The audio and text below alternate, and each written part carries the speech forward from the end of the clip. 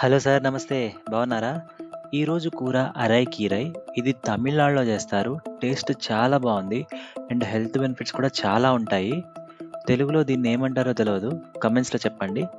బెంగుళూరు వచ్చిన కొత్తల్లో కూరగాయలు అర్థమయ్యేదే కాదండి. ఉదాహరణకి ఈ వీడియోలో చూపించినట్టుగా అన్నీ జంబో సైజులో ఉండేవి. దోసకాయతో పప్పు చేశాను, కూర చేశాను 2 బాలేదు. బజ్జీలు చేశాము, బజ్జీలు కూడా బాలేదు. ఇంకా చిలకడ దుంప అయితే వెరీ వెరీ బ్యాడ్ అనమాట.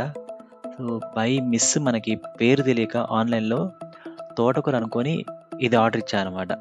ఆర్డర్ వచ్చాకే అర్థమైంది స్మెల్ బట్టి తోటకూర కాదని. వండినాక మాత్రం బావుంది. అచ్చం టొమాటో పాలకూరలాగే అనిపించిందనమాట. Procedure very simple. కూర, టమాటో, ఎల్లిపాయలు, ఉల్లిగడ్డ, చింతపండు, ఉప్పు, కారం, పసుపు అన్నీ ఉడికించి మెత్తగా పప్పు గుత్తితో చేయాలనమాట. తరువాత పోపేస్తే సరిపోతుంది. కూర రెడీ అయిపోద్ది. రెసిపీ నచ్చితే ట్రై చేయండి. వీడియో నచ్చితే లైక్, షేర్, సబ్స్క్రైబ్ చేయండి. బాయ్.